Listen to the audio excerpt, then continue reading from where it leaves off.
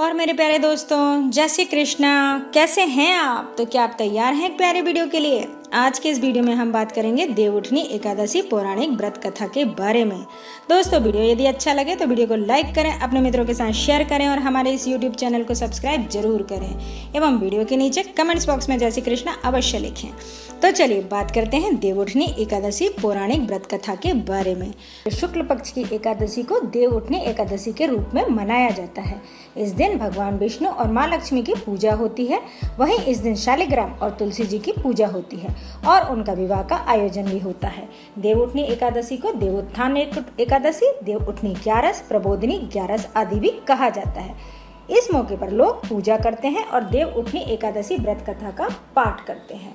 दोस्तों, आइए अब बात करते हैं देवउठनी एकादशी की पौराणिक व्रत कथा के बारे में। प्राचीन काल की बात है। एक राजा के राज्य में पूरी प्रजा एकादशी का व्रत रखा करती थी। यहाँ तक कि राज्य के पशु भी इस दिन अन्न ग्रहण नहीं करते थे। एक बार उस राज्य में एक दूसरे राज्य से एक व्यक्ति आया। उसने राजा से प्रार्थना की, राजन, मुझे काम की तलाश है, मुझे आप नौकरी पर रख लें तो आपकी बहुत ज्यादा कृपा होगी। राजा ने कहा, मैं तुम्हें नौकरी तो जरूर दूंगा, लेकिन एक शर्त माननी होगी कि इस राज्य में एकादशी व्रत करना अनिवार्य है, जिसका तुम्हें भी पालन करना होगा। एकादशी तिथि आने पर तुम अन्न ग्रहण नहीं कर सकते हो। वो व्यक्ति सभी शर्त मानने को तैयार हो गया। कुछ दिनों बाद एकादशी तिथि आई और राज्य के सभी लोगों के संग उस व्यक्ति ने भी एकादशी का व्रत किया। लेकिन जैसे जैसे दिन बीतता चला गया, उस व्यक्ति की भूख तेज होती चली गई। वह राजा के पास गया और बोला, राजन, सिर्फ फल से मेरा पेट नहीं भरता है और मैं भोजन करना चाहता हूँ, अन्यथा मैं मर जाऊंगा। की व्याकुलता देख राजा ने उसे भोजन दिया। नदी के किनारे जाकर उसने भोजन बनाया। जब भोजन बन गया तो वह भगवान विष्णु को बुलाने लगा, आओ भगवान, भोजन तैयार है। 15 दिन बाद अगली एकादशी आई। व्रत आने पर उसने राजा से कहा, महाराज, मुझे दुगना सामान दीजिए, पिछली बार मिले भोजन से मेरी भूख शांत नहीं हुई।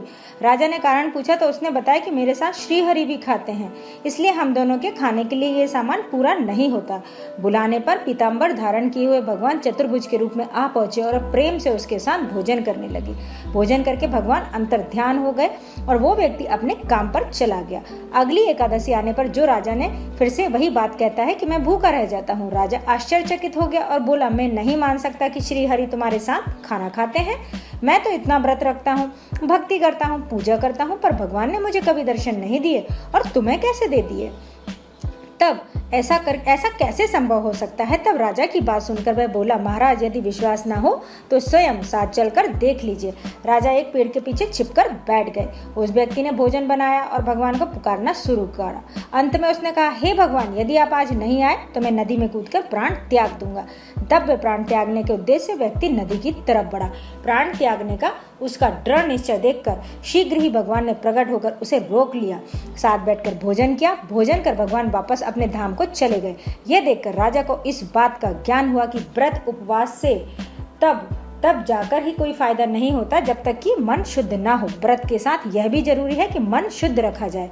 हरि बोल, हरि बोल, हरि बोल। तो आज के लिए बस इतना ही। उम्मीद है आपसे फिर मिलेंगे एक नए वीडियो के साथ। स्वस्थ रहें, मस्त रहें। जय श्री कृष्णा।